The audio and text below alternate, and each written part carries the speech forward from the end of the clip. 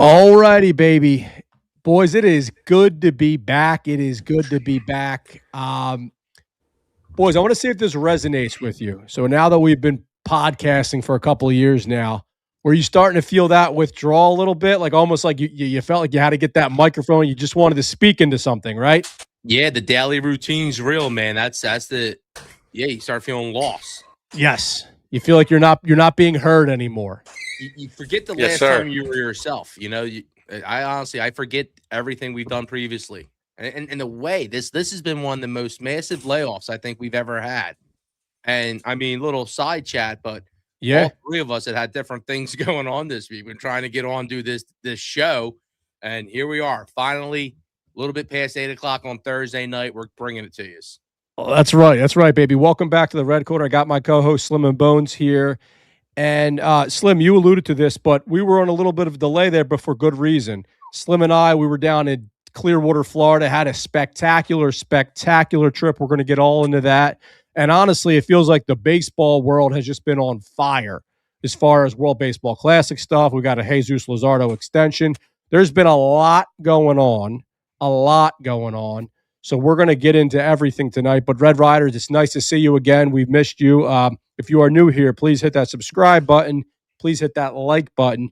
You know the deal. As Slim just said, we're on an off-cycle Thursday night special tonight.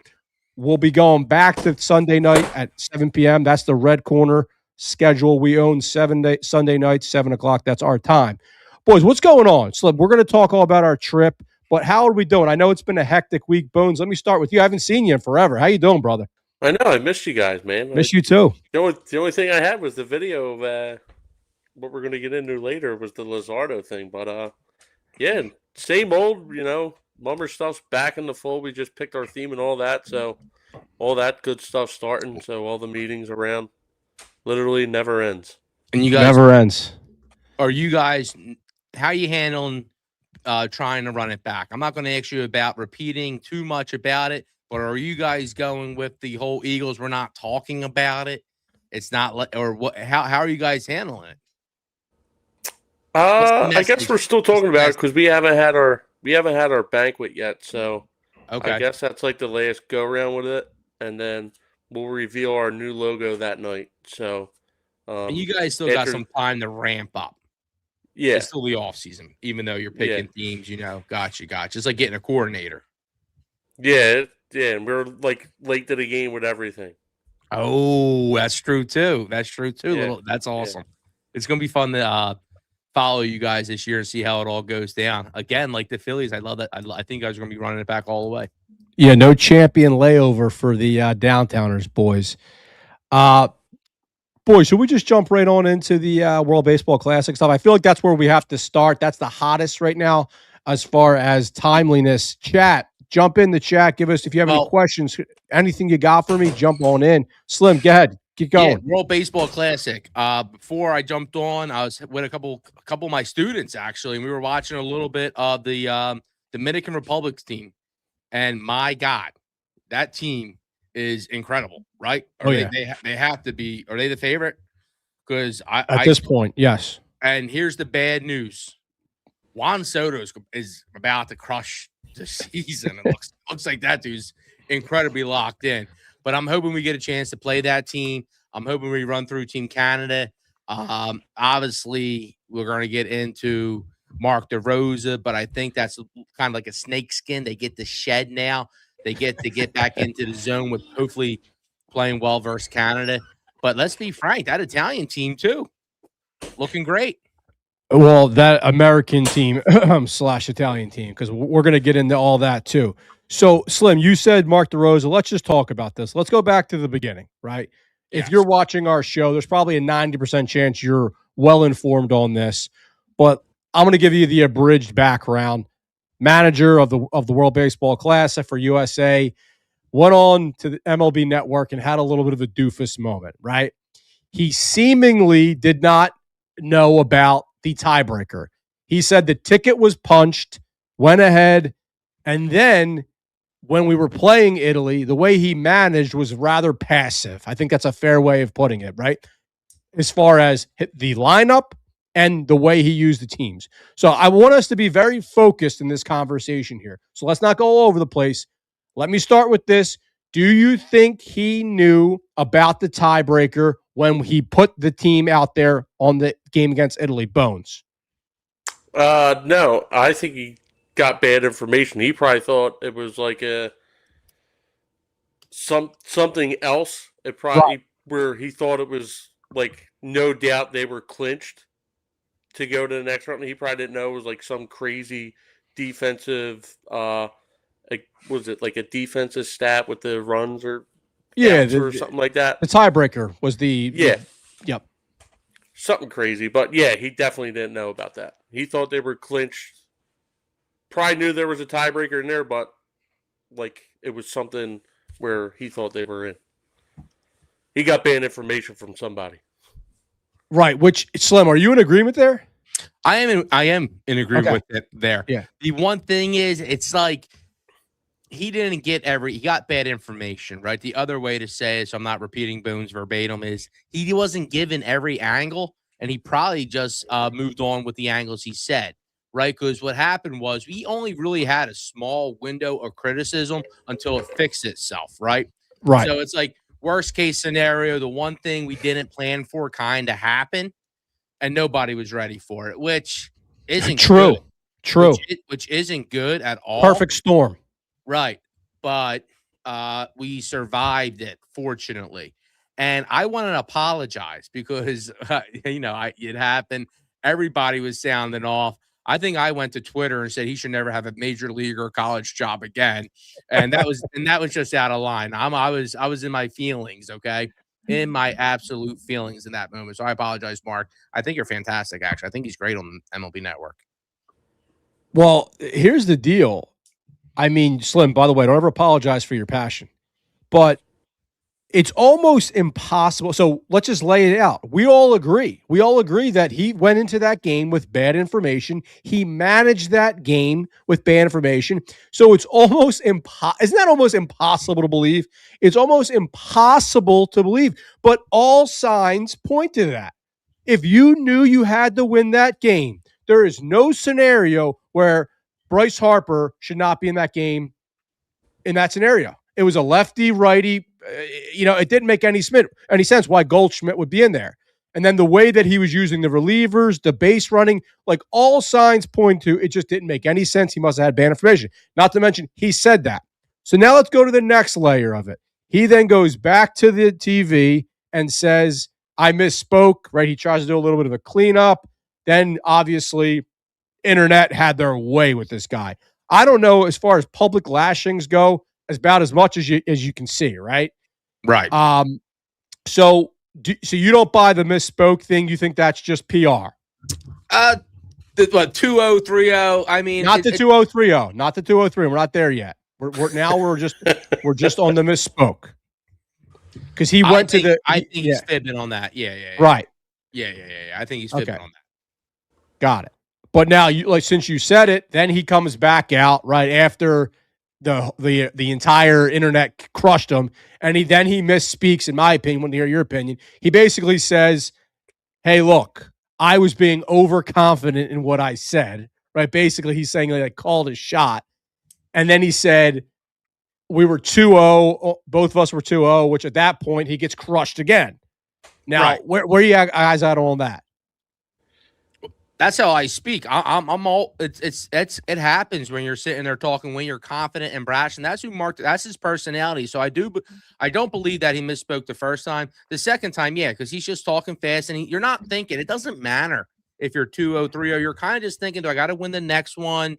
Are we undefeated? And that was kind of what I would assume was in his head. Not the exact record. The exact record really doesn't mean a darn for most of the time. I never think in those terms. Good point. Yeah. Yeah. I agree. I agree with that. So that's where Twitter gets a little bit crazy, right? Like everyone's acting like he's an absolute dope, like he doesn't know what he's like, come on, guys. Like have a little bit of common sense and grace. We got the chat League right here. Yeah, Wharton, baby. Let's go. So we got Willie D in the chat, one of our favorite Red Riders. Bad info or not, you are the manager. You need to know what's going on. Hey, man, I'm not going to disagree with that. I just don't think that that tiebreaker stuff, I don't think that's on his mind. Like he's going, like if he's going out there resting his guys, that means somebody up top completely agree with it, and it went over their head too. 100%. If they're so into analytics, some geek would have said, "Yo, I don't think you're doing the right thing here." Yes. So that's what I was saying. 100%. And look, it's always going to fall on the manager. And then, like, he could have taken the next level and saying, hold on here, something doesn't feel right. There's 3 teams that are tied 3-0. Did we look into this? But no, it's almost impossible to believe this. It doesn't make any sense why you wouldn't put your best foot forward in a potential clinching game. It doesn't make any sense. But you, like Bone said, it seems like the nerds, the analytic type, someone would have caught this, but we're talking about a makeshift team. We're talking about pros and a pro manager who doesn't really manage, right? So what I'm getting to is real managers and real organizations are having a hard time merging the advanced stuff with the old school stuff. These guys are probably leaning more of that old school stuff. Let's go there. I'm a stud. You're a stud. We don't need too much of that other stuff. I'm sure there's some of it, but I don't want to say it's still driving decisions. I believe that, but I think they're probably more focused on themselves as just being great players, correct? Because we're talking about them just, especially as hitters, we're just out there where you're going to be hitting or not, 100%. And it's more so with the pitching, I would say, is where something could get messed up analytically. That's kind of how I look at it. I don't know what Team USA's upper data squad's looking like, to be frank, So we got all these people in the media, how come the people at the press conferences say, "Yo, do you know that you aren't clinched yet?" I know. Until after the fact. Like I seen it going on, it was like 5-0. And I said, are they even clinched yet that they're losing this bad? Now, correct me if I'm wrong, because me and Devo, we were coming back from Florida. You guys got to experience the spirit. I wasn't sure I was going to be with you guys on that. On the way back, dude, it's nuts. Turbulence was rough, really rough, and really rough. Yeah. And I felt like I saw a tweet that said that the MLB even misspoke on the MLB network misspoke on the rules and the tie-breaking rules. Did you guys see that? Maybe that's where he was getting his info from. Right. I saw that they were preemptive as well. And is it true they like scrub they scrub video of him saying that? That is true. Yes, that is true. They did scrub it. And Slim, I think what you might be referencing is there was a lot of criticism. I believe it was Harold Reynolds and Bones. Who's the other guy on the desk with the hair? Yeah, Greg Ansinger. Yeah, that's it. Oh. Neither of them caught it in real time, Slim. So a lot of people were talking about that. Like, this is a common sense thing. It's 2 guys that are professional baseball network guys interviewing the manager. So all 3 of these people should have known the rules and should have known the stakes, right? You know what it was? They probably went straight to the Google AI, and MLB Network popped up with the wrong rules, and they all agree with it, probably. Right. So we got Mike in the chat here saying that he thinks that he's a little bit of an egotistical players coach. He should have owned it a little more. Yeah. Yeah. There's no reason. He wants to be a major league coach, though. So that's probably what's sitting in his subconscious and driving his defensiveness of the situation. Nah, I feel that for sure. And yeah, I mean, it's just one of the all-time like blunders in real time where it's like you really like it just makes you question everything. Like, how could this even happen? I know we can't say this enough. Willie D comment in the chat here. Italy drinking espresso in the dugout needs to be stopped, especially with the players All-American. So do you guys want to talk about that now? The whole like I love caffeine. No, not the espresso thing. Like Team Italy is literally I think there's 30 players in a roster. 27 of them were All-American, born in the United States. I love it. I love it. I love it. I love it. Tell me why. Because here's why. I'm wearing the green jersey right now. We're going to get an Irish team in there next year, and it's going to be dynamite. All right, this is going to be awesome. So I'm all for it. I love it. I love the Italian Americans going there and representing. There's still a lot of pride. No, Aaron Nola from Louisiana gets to go over to Italy. Like, how sick is that?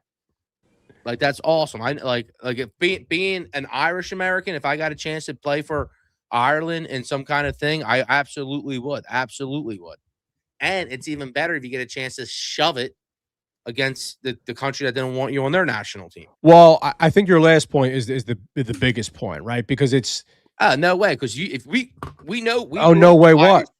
We grew up in Irish, Catholic, Italian like parishes and stuff. And there's a lot of pride there, so it's awesome to be. It's awesome that it's an Irish American thing. I was agreeing. Yeah, I was agreeing with you. I was saying your last point, I think, is the biggest point. It's like a guy like Nola, who obviously was not considered for the U.S. team, and then he gets to go against them from the Italy standpoint. And you said like shove it down their what? Yeah. I agree. I think it's a great point. I think it's awesome to play for your country. I don't think it's just like a reactionary thing. Yeah, look at Nolan Arenado. He played on 3 U.S. teams or 2 U.S. teams, and now he's playing for Puerto Rico. Right. Yeah, no, the point that I'm making is it's just, does it turn into a thing where there isn't the actual country pride behind these games? That's what I'm trying to get at. That's my first point. Absolutely not. Dude, you're not from Ireland. If I have a ton of pride in my Irish heritage, and I would love to represent Irish. It's not the same thing. It's not the same thing. Sorry. It is the same thing. Not the same thing. Dante Nori, you don't think he has a lot of Italian pride? You don't think all their relatives are going nuts here in America? It's not the same thing. All the Nonas out Dante there? Nori, who was born in Canada, who's playing for Italy. Right. Yeah, I seen a thing. There's 8 teams left. Italian Canadian. There's only 2 teams that have no Americans on it, and there's 68 U.S. born players left in the tournament. And yeah, by the way, it's only Europe's the biggest problem, right? Because the Latin American teams, they're well represented. It's just it's the Europe aspect of it. Listen, I think it's cool. I love the World Baseball Classic. Slim, I would play for Ireland too if that was my only opportunity. I'm just saying, if it's becoming a thing where it's a bunch of Americans playing against each other, that's all I'm saying. It gets a little bit wonky. Well, we got that many different baseball backgrounds. You got the Puerto Rico, you got Dominican Republic, you got Venezuela, you got Cuba, you now have Ireland. You got Irish guys that are playing in America who are nice. You got Italian guys who are nice. You got Max Kepler, the German Canadian dude or whatever he is. I think it's actually awesome. And we get the because that's exactly what I relate to. To be frank with you, I wouldn't relate to a real Irish dude out there because you know what? It's over with. They wouldn't win anything. They don't play sports. The real Italians, it's not soccer. The Irish don't play sports. Not like us Irish Americans. You got to watch hurling, dude. That's a real OG sport. I could get from St. Anne's alone, right? From St. Anne's alone, I could get 9, 12, 15 guys, and we would beat the Irish national cricket team. Wouldn't even be close. That's hilarious. Bolt statement. All right, we got our friend of the show from Alex Cull from the column. Vance Worley's mom was born in Hong Kong when Great Britain ran the territory. That's why he can represent. That's interesting. Yeah, no, like, by the way, like, I think that's the coolest thing in the world. So I'm talking out of both sides of my mouth.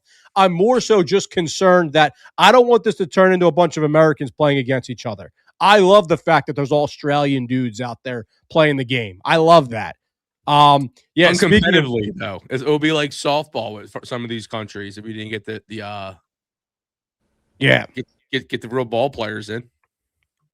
So I don't know. Did you guys see Slim? Did you see the old school picture of Bones and Vance Worley back at Dave and Buster's? Dude, that was unbelievable. Unbelievable.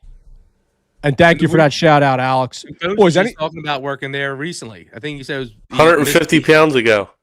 Wow. Yeah, you were looking handsome in that, dude. That was you in your prime. No, I'm still looking handsome. No, you listen. You're still in you're still in your prime. Don't worry. But anything else on the World Baseball Classic? Do you want to talk any? Let's get through all the hot topic items. What about the handshake? Where do we stand on the handshake thing? Like,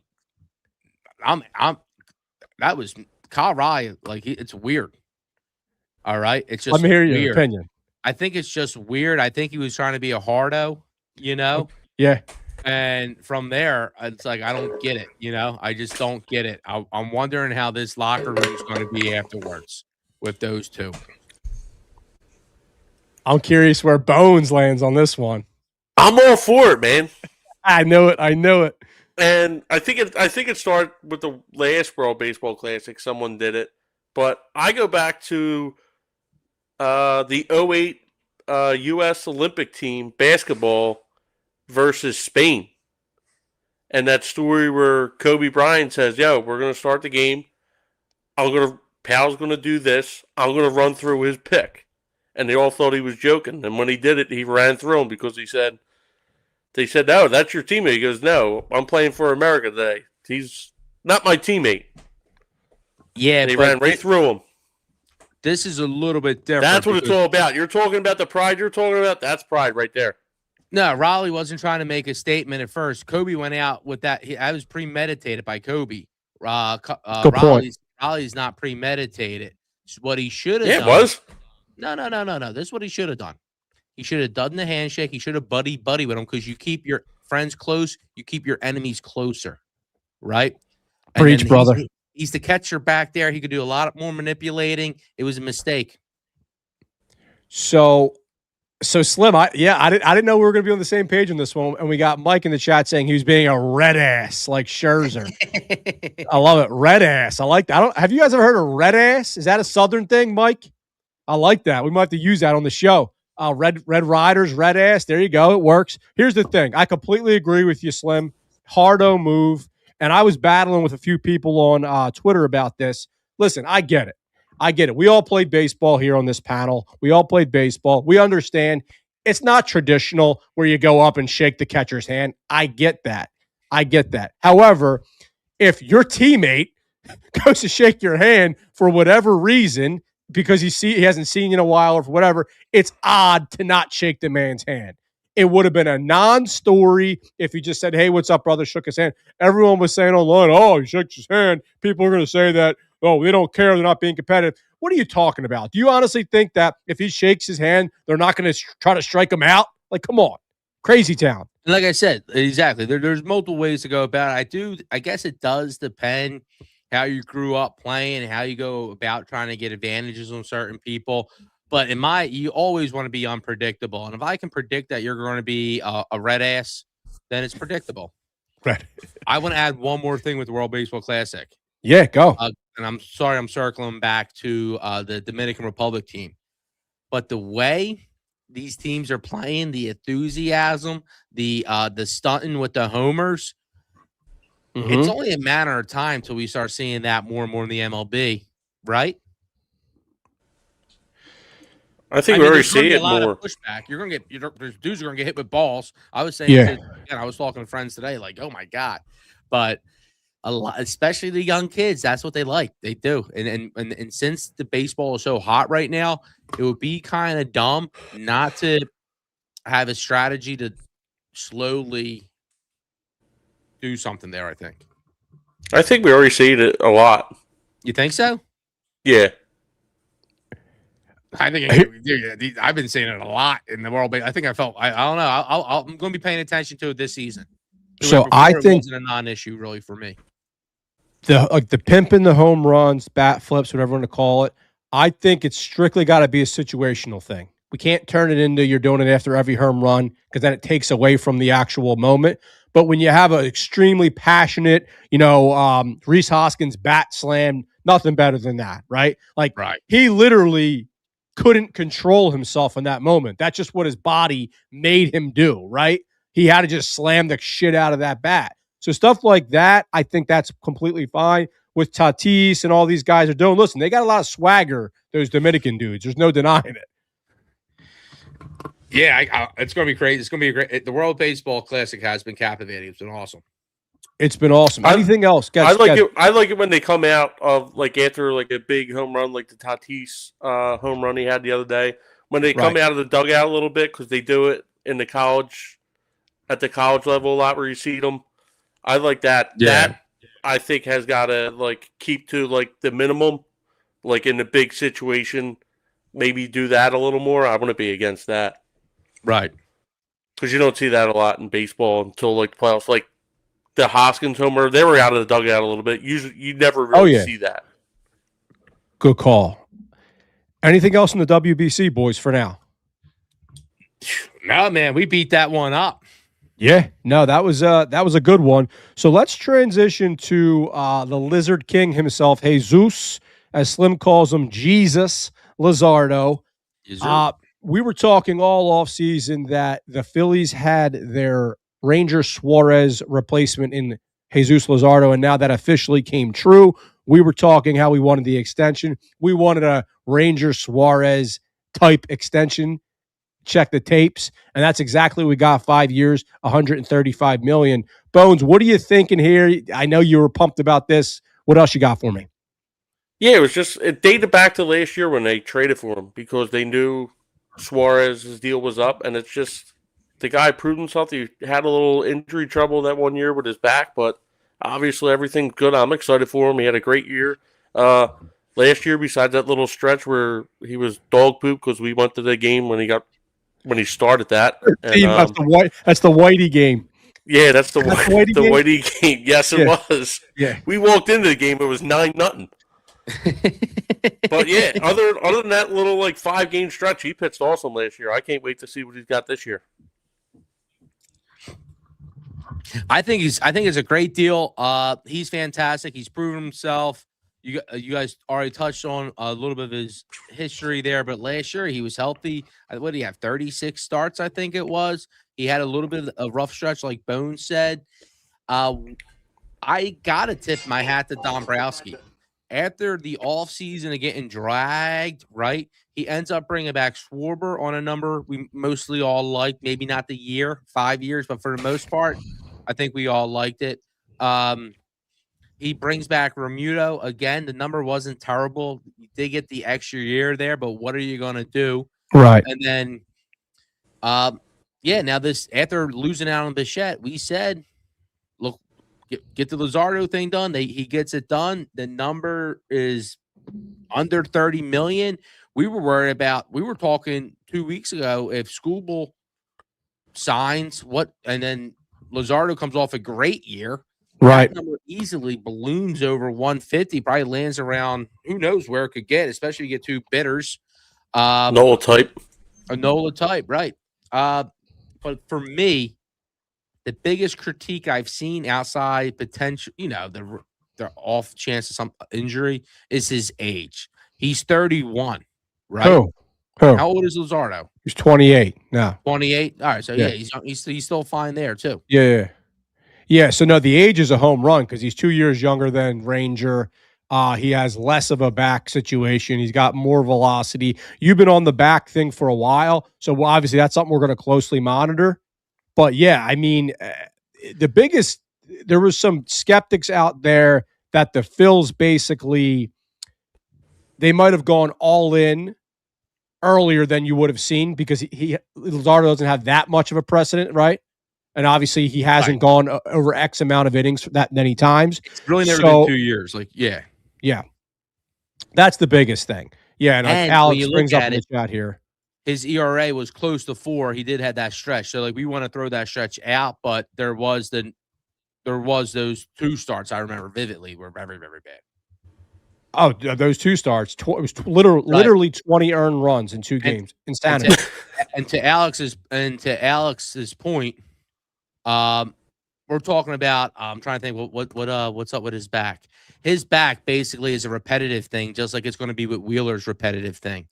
Right. It's so, and I say this a million times. I say it tongue in cheek, right? So it either ends up being cortisone shots. Either you can live with it, You get a shot or you can't live with it and you end up getting surgery. Hopefully he's at the point where he's not feeling any pain and then it escalates from there.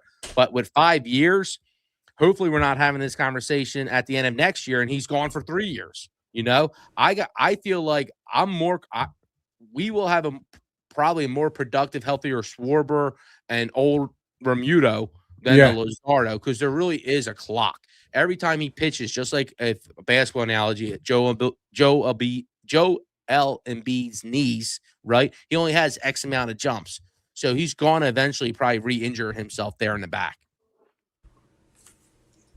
No, I mean, listen, the back stuff is always scary. Backs are rough, dude. The backs are scary. Yeah, I mean, listen, this is the way I look at this. This gives us such a high floor. Think about it. We have Luzardo, we have Sanchez, we have Painter, we have Wheeler. I don't care who you have out on the diamond. Just with those guys alone pitching every 5 days, how bad can you be? Like it's ridiculous. But this is the thing with Suarez. Everyone always used to hammer Suarez because he doesn't get the 36 starts. He doesn't get the 180, 200 innings seasons. He misses starts, but he always came back for the playoffs. When Wheeler gets hurt, it's always the end of the year. He's done for the season. Luzardo, if he goes down, he's going to be a dude. He's not going to be able to come back during the season. It's going to be hard to rehab from a back, feel good, and get good again. So if he goes down, if it's in June, he's going to be done for the year. We might get string along, but he's going to be done. Well, let's put that negative juju out of the air. That's all risk. Yeah, don't forget about Nola and them 4 pitchers you named, because the 3-star teammate so far this spring, the one including the one last night, he's got a .9 ERA, and as Red Rider Hunter's been saying, it's an even year for Aaron Nola. And he works his butt off, dude. Nola's he all those innings, he's a workhorse, and that's what he did. Hopefully this offseason, it looks like he's ramped up earlier. He's looking good. Looking great. His velo is higher than ever at this point. I mean, listen, Aaron Nola, no one's going to be rooting for him more than us this year. We've been taking bullets for Nola for years now. We love the guy, so no one would be more excited. What if we get like a number 2 Nola? Like, you know what I mean? Like that quality year, like that would be, because he's get crushed, right? Not an ace. Can we get number 2? It's always going to be the same issue with him, because even though his velo is upward compared to where it usually is at this point, it's still not like gas. So he is going to let up a big home runs here and there. We just got to avoid that, and that's part of the topper's job, right? 100%. Before we get to our spring training review, Slim, because I was watching someone experience a trip through their eyes for the first time, right, is always a fun thing, right? And by the way, I'm not like some grizzly veteran. It was only my 2nd year in Clearwater, but it was fun to kind of see you experience it for the first time. So we're going to talk about our trip. We're going to break down all of our stuff. But let me get some of this chat here, because there's been a lot of really good stuff. So we got Mike in the chat here saying Luzardo's stats in 5 years will be better than Ranger. Book it. I lean that way too, 100%. I do lean that way. He does, but again, I see him miss. If it's 5 years, I see him playing giving us 3 good years, to where I think Suarez is going to have 5 of more consistency. For sure. And then Alex in the chat saying, likely a tough call for the team. The needle mover between the two being Ranger and Luzardo, was the fact that Luzardo will give you more regular season innings along with the aging arms. Yeah, because you had to go in the opposite direction with that. Completely agree. But where do we put the playoff stuff? We all know about Suarez's great playoff. He's great on defense. But how do we feel, and even Suarez's flexibility? You talk about getting Nola out at the right time. Suarez is the perfect guy. We talked about this last postseason. Could we have, you start both those guys? Luzardo, he kind of becomes an issue in the playoffs potentially if he's not striking everybody out, if he gets guys on, because he's not good at holding people on. And I know, again, that's a very cherry picking thing, but we want to win a World Series. And I will be pissed. I will be pissed if something happens on the bases. Bones, what do you think? So we all know this man very well. He's talking a big game, like accepting of Luzardo. He's going to be down his throat very early this year, isn't he? Yep, Bring old Jerry. crisscross. Where's Yeah. Jerry? Yeah. Luzardo was lights out in the playoffs last year. Yeah, he's good, but he's good. He's good. He's good. He's good. He's absolutely good. I think I always pick the Phillies to have the most wins out of us three, and he's one of the biggest reasons why. And then Alex in the chat saying Nola pitching 500 baseball with a less than 4 ERA would be huge. That'd be gigantic. That would be gigantic. With the way all these guys are looking, I don't know how we're not floating above 90 wins. Yeah, dude, you're the gambling guy. So what's the deal with that? That 89.5 number doesn't make any sense. It makes no sense. It makes no sense unless you think the Mets. It makes no sense. Our starting pitching's too good. The Braves are losing everybody. I think we might have to undo the rubber band because they're undervaluing Sanchez again. Right, the dude who has a real strong case of being the Cy Young winner last year. Wait, what's the rubber band thing? I'm missing that. You take the rubber band off, you give them all the cash. Okay. You got to undo the rubber band. Were you following that? No. You got a wad of cash. We got to get our wads out. I thought you were making a TI reference again. No, well, the rubber band, man. It's the wad of cash. You undo the rubber band, and you give them $10,000, and you say we're taking the Phillies over 89.5. I love it. But that's what it is. Sanchez is underrated, coming off a huge year. He's one of the best pitchers in baseball. He's somehow underrated. Nola is criminally underrated. Painter is looking like he's underrated. And Luzardo, when you look at his ERA and stuff, again, he's probably still underrated too when it just comes to the day-to-day grind. Like you said, the regular season, what it takes to win in the regular season. You can say what you want about the Phillies not being able to hit playoff pitch and they can't hit, but they beat the crap out of the teams that got to beat the crap out of, and that's why they're going to be over 89.5 games. That 89.5 games, yeah, that's too low. No, way too low. And we will be moving on it.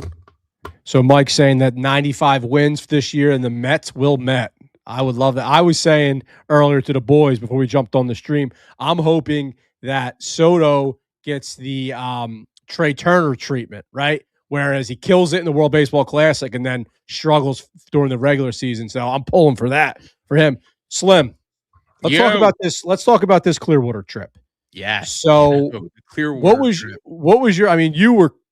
I don't know how much you want to disclose, but you were doing some damage to those cocktails. I'll say that you by the pool, responsibly.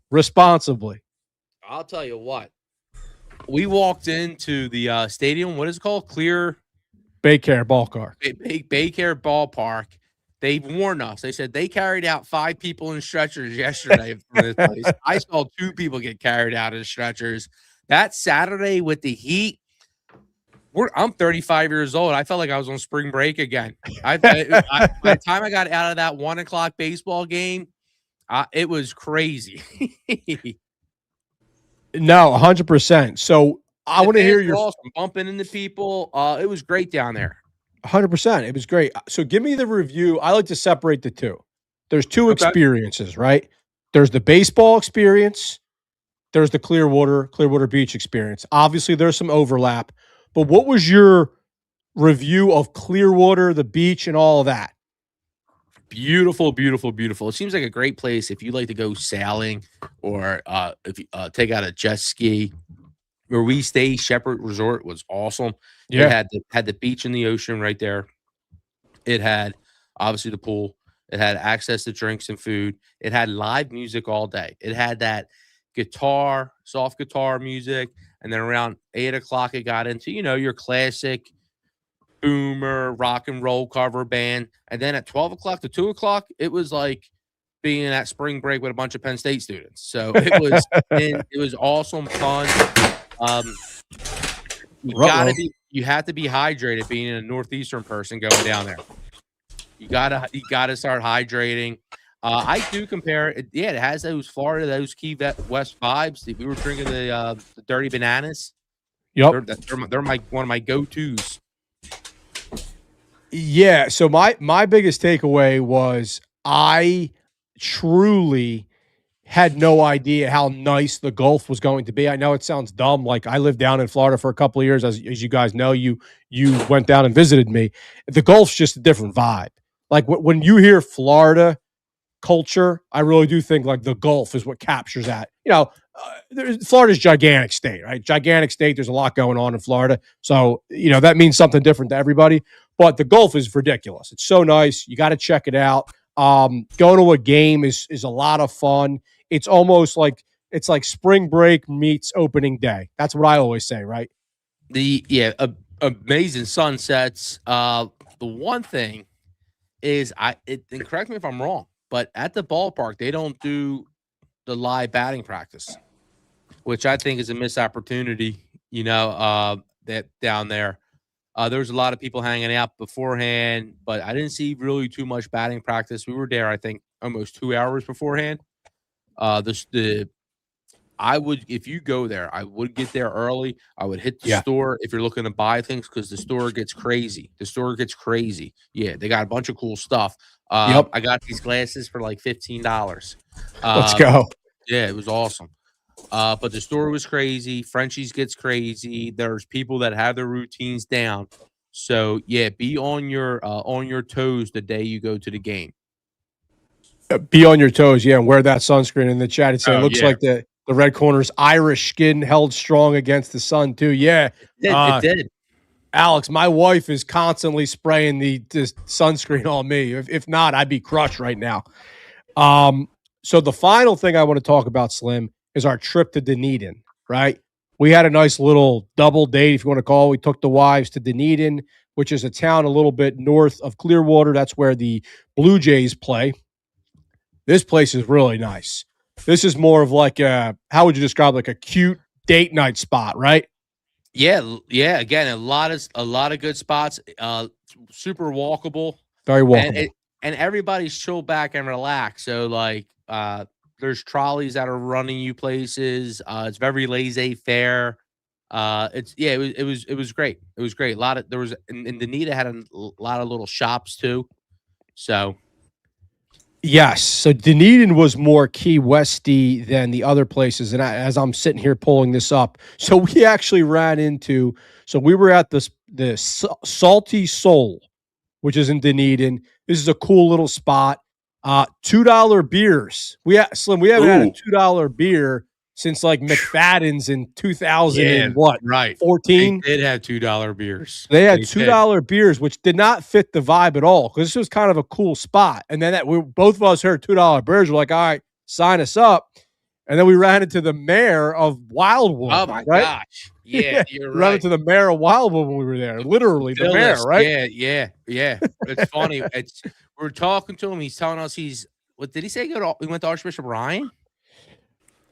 I don't know where he said he went to high school, but conversation didn't even start with the mayor of Wildwood thing. Yeah. No, he went to judge. He went to judge. Yeah, because I said sorry to hear that. I said sorry to hear that to him. That's right. So he went to judge, and it was one of these moments where you're up the next morning. We had his business card, and I text him. I'm like, dude, this dude's the mayor of the Villas and down the shore. So random. And we're breaking his stones. He was a good guy, though. Really good dude. It was so much fun. But last thing on this, Bones, on the air, can we get your guarantee we'll see you there next year? The wife was talking about it already, so it's possible. It's possible. All right, we got to get you down next year. It's all accorded. It's a place you can take kids. At least Shepherd's is. There'll be plenty for them to do. I'm not taking kids. Okay. Yeah, you lost them on that one. Yeah. Well, I'd rather stay here and go to dance on Saturdays. God bless whoever you drop them off with then. What else, boys? Slim, anything else? Any call outs? Any restaurants, bars you want to shout out? The Frenchies in Clearwater is excellent too. There's the Frenchies in at the stadium, and there's the Frenchies on the strip. The one on the strip was awesome. Oh, dude, it's incredible. Incredible. So should we talk some 26-man discussion here? So Pedro Leon, Brian De La Cruz, Dylan Moore, they're the hottest names you're hearing getting thrown out there right now for that extra position. So I want to talk about those guys. Obviously, you want to look into spring training stats. De La Cruz is playing pretty well. Dylan Moore's got the versatility. Who at this point, anything change? Are you leaning any one way or the other? I really don't know. If I had to lean, I'm going to lean De La Cruz. Okay. Because it seems like the bat's there, and if he can be hot for a couple weeks, that can, he can win you he can win you series at that point. And for sure. It seems like he came to the majors, had a little bit of success, then he kind of plateaued, wasn't doing well, had to go through the run of being out of the majors, and he's trying to get himself back. So I like the whole grittiness that he's showing with making this roster. If he makes this roster, it's almost like he went from playing for the Marlins and these other bad teams, then not producing, to making to being the last man on the roster of a very, very competitive team, which I think could reiterate him. Revigorate? Did I say that word right? I think it's revigorate. Revigorate. It's a tough one. It would revigorate him, and I'm going to reiterate it. It will revigorate Brian De La Cruz. There you go. Yeah, I agree with Chris here, and of course I got Dylan Moore on my fantasy team. So that's kind of calling that one in because he stinks. They threw him at first base, right? When we were he's down getting all there, the opportunity in the world down there, and not really doing much with it. Yeah, but that defensive versatility still might give him a little bit of an advantage. And honestly, I guess I should have included Garrett Stubbs in there, oddly enough, because if recall, Topper like a week or so ago mentioned how, make no mistake, Garrett Stubbs could win that backup catcher job. Is that just, whatever, making some noise? Who knows? He also said he could keep 2 catchers potentially. So ignore that. But let me ask you guys this. As far as options go, Stubbs and Marchand are in the same situation. Where are we at? Like, do you at this point? I know Stubbs has the more favorable contract because he's got the split contract, which makes him harder to pick up off of waivers. So, where do you stand on who do you want for him? Because honestly, I'm starting to get a little bit inching towards, do we go with Stubbs? I was all on Stubbs last year coming back. I thought he would have been great on the playoff roster, and we talked about it. Because when Bader went down, or someone got hurt, I think it was the game Bader got hurt, and they got picked off at second, or something happened. They ran out of players, or whatever. Yes, yeah. They could have used speed. Stubbs as a pinch runner because Marchand's not going to catch a game in the playoffs. So why even have him on the roster when they both can't hit their way out of a paper bag? So the question becomes, is Stubbs more valuable? How can you squeeze the most value out of Stubbs? Because, frankly, he seems to have some kind of weird value as a backup catcher, leader type role, knowing his role, right, which is great to know your role. That being said, last year we saw him help mentor pitchers in the minor leagues and then come up and be able to fit in fluidly. Do they try to thread that needle again? Right, to where bringing him up later in the season. The only issue with that is Marchand, he won't be able to get any groove. He probably won't be playing that many games. And then how's his temperament going to be? The third thing is, do you go Stubbs full time like you guys brought up at the very top? Because Stubbs is going to help set the standard of what a championship team is going to look like. It's going to be like JT Realmuto, right? Working with pitchers, saying this, doing that. And then it's going to be JT Realmuto's mini-me, because I'm sure Stubbs is there copying everything JT does. So why wouldn't you have, going back, 2 better information givers giving you some information? And now watch this. Watch Stubbs take us to arbitration and you start using the same arguments JT did. We'll end up paying this guy a couple $1 million to be a psychiatrist, coach, guy. Well, remember, right? So going into last year, right? Marchand won the deal, and it was almost like a non-event, right? Going into the spring training, Marchand won the backup job, and then the situation was, are we looking at the heir apparent of the catcher, right? Like, is Marchand potentially going to be the guy in the future? Switch hitting guy. We hear about his defense, all this stuff. Fast forward to now, we got JT on a 3-year deal. Marchand did not impress last year, right? Now, granted, limited opportunity. I'll say that. He did not impress in his opportunities that he was out there. And Stubbs, he seems to make the best out of any opportunity he's ever had. He played well last year for the Iron Pigs. So I'm just wondering, like, are we better with him on the team? That's all I'm saying as the backup. Marchand's a better hitter, and there's no doubt. When day game Stubbs has to catch those Sunday games, it's not pretty when he's batting. Higher ceiling for sure.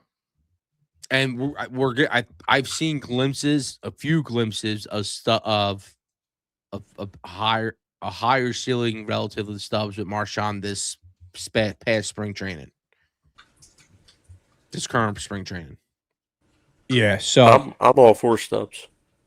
We'll keep an eye on it. I think that will be an exciting surprise for the team if he breaks spring. If he makes the opening day, we'll see on that. And then in the chat, Alex made a good point, especially without Rojas here, right? So now we got a whole defensive versatility factor that we need to fill a void for. So we'll see where that goes. We didn't even talk about that, the whole Rojas thing. That was a whole. I mean, has that even been made official yet? Yeah, it has been made official. We might have missed because he's appealing it. I know he's appealing it, but there hasn't been anything official since the appeal, correct? No. Okay, so that whole thing is wild in itself. We haven't talked about that since we left. Yeah, so bad drug dealer.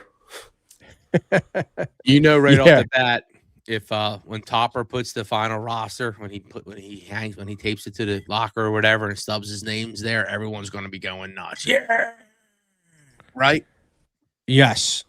Could also see Marchand as trade bait. Yeah, I mean, listen, switch hitting backup catcher. That's an easy thing to put in a deal. 100%. We'll keep an eye on that, Alex.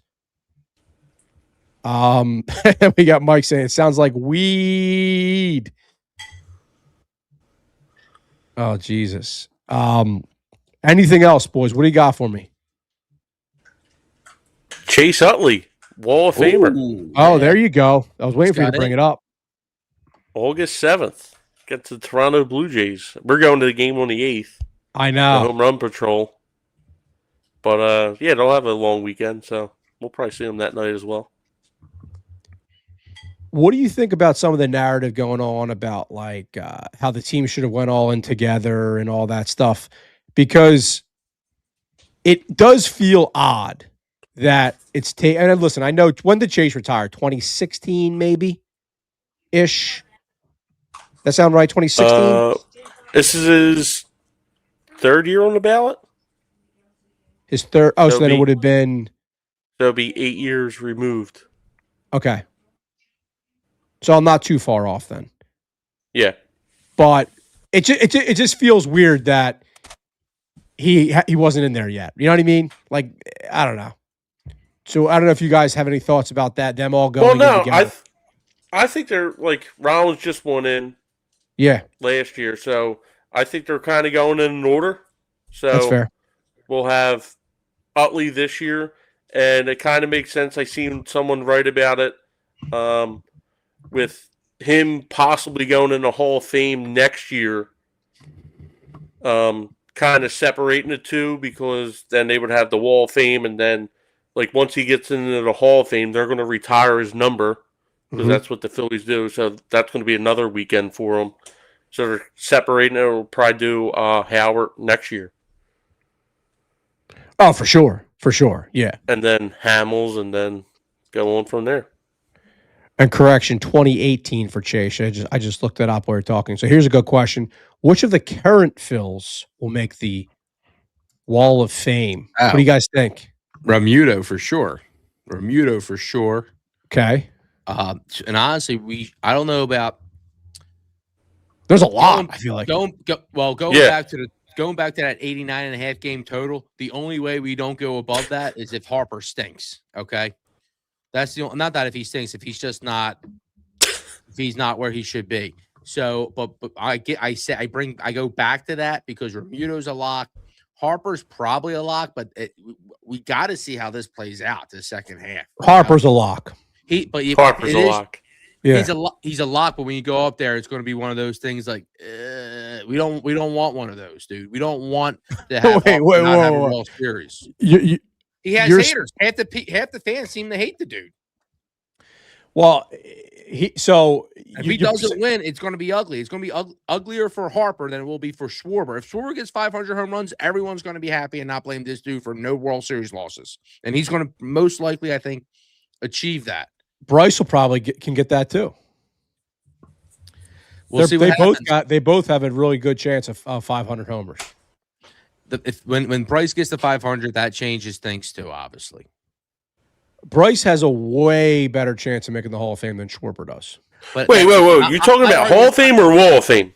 The Wall of Fame. So we're talking about the Wall of Fame right now. What I'm not talking about Bryce Harper not being a lock for the Wall of Fame because that's common sense. I'm talking about when he gets on the Wall of Fame, half the people are going to say, you know what? He sucked. No, they're not going to say Relatively speaking. Hey, absolutely. Well, Bones is going to say it. He's going to be on the show saying it. So you can't listen. Mike Lieberthal, they blew this Wall of Fame. Mike Lieberthal's on the Wall of Fame. Anybody can get on the Wall of Fame. Well, dude, Lieberthal was a beast.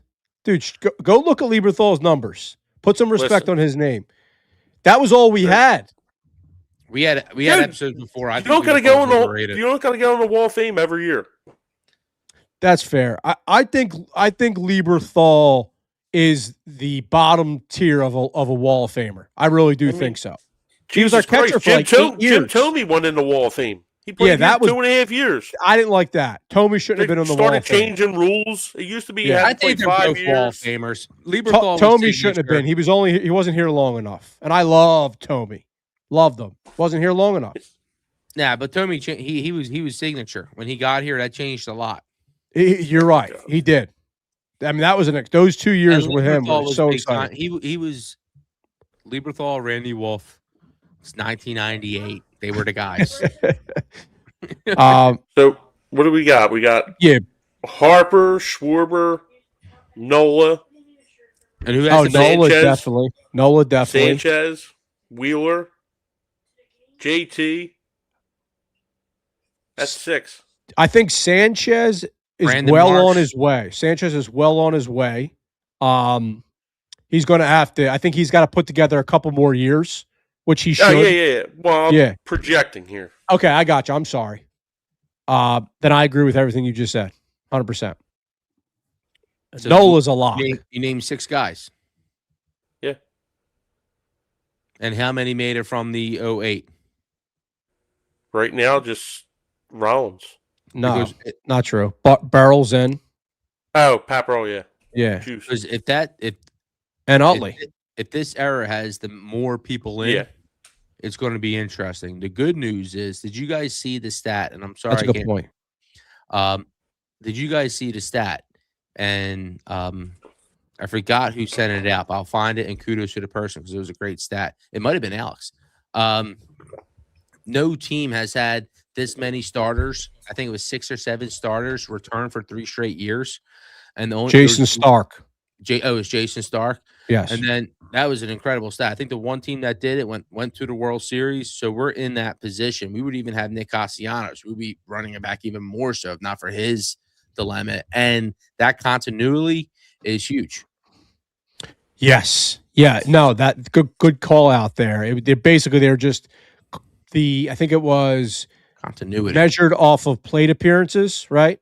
And we're having like the same 7 guys that had X amount of plate appearances, which is, like you said, unheard of until the one team that did, and they eventually won the World Series. We'll follow up with the details on that. That was absolute bonkers. So, but no, you make a good point there, Slim. You're saying that it'd be interesting that if this era had more than the 08 era, right? So we might need to modify that a little bit because who knows how it's going to look right down the line because they might be a little bit stingier. Even a guy like Beryl, right? I mean, Beryl was here for a long time, right? And he was a good player too. But I feel like once you, what's he saying? My eyes are going. What? Let that Here we go. mustache grow, brother. Great stuff. Devo, please let that mustache grow, brother. Thank you. All right, I'll do what I can. I got nervous. I thought he was talking about my microphone because earlier he mentioned you were sounding low. But anyway, yeah, the Wall of Fame stuff, we'll keep an eye on that. Boys, what else you have for me here?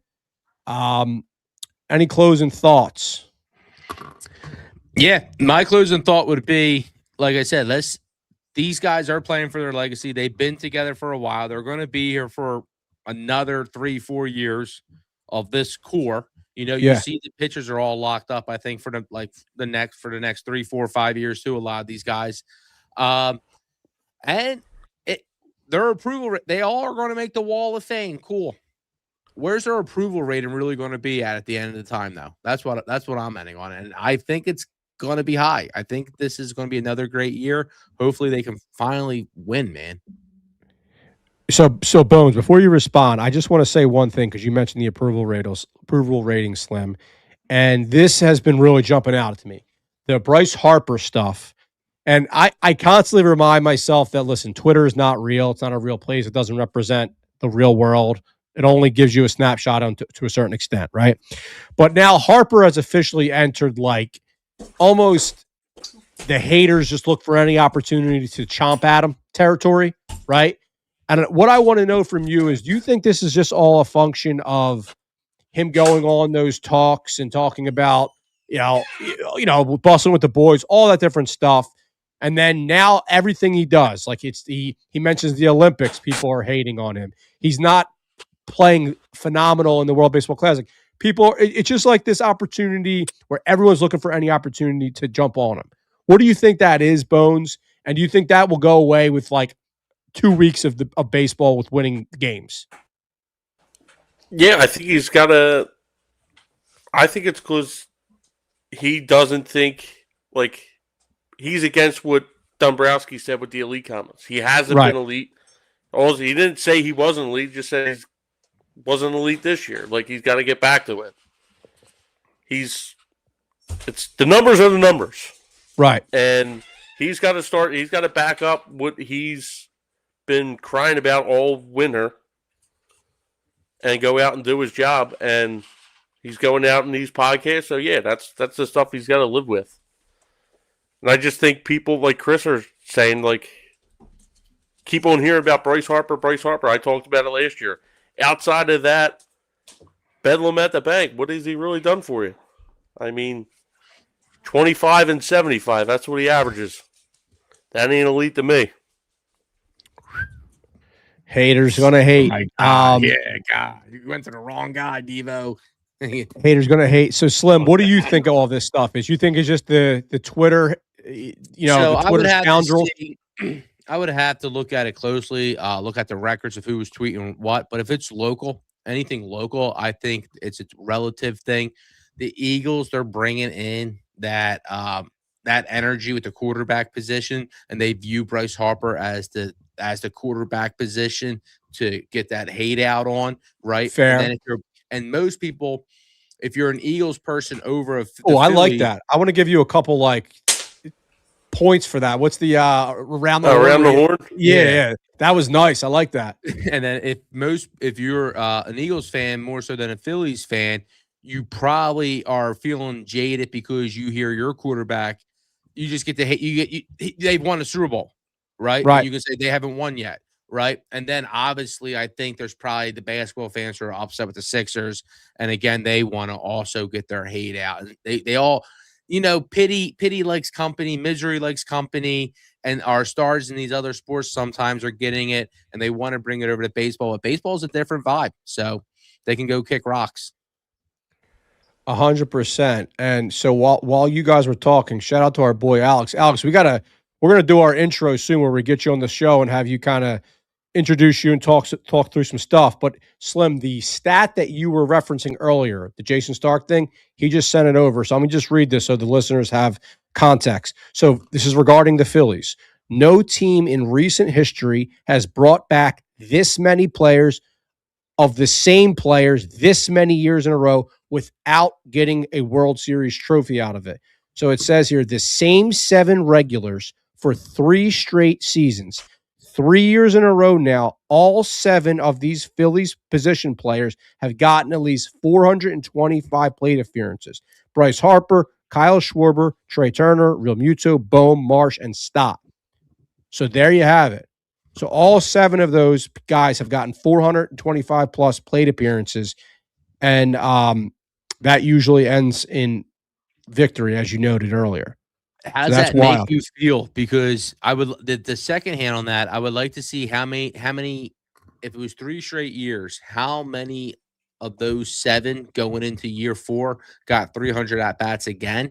Because that means Marsh is going to be getting 300 plus at bats again. We kind of know what that looks like. We kind of know what his playoffs look like. Do we get a Marsh?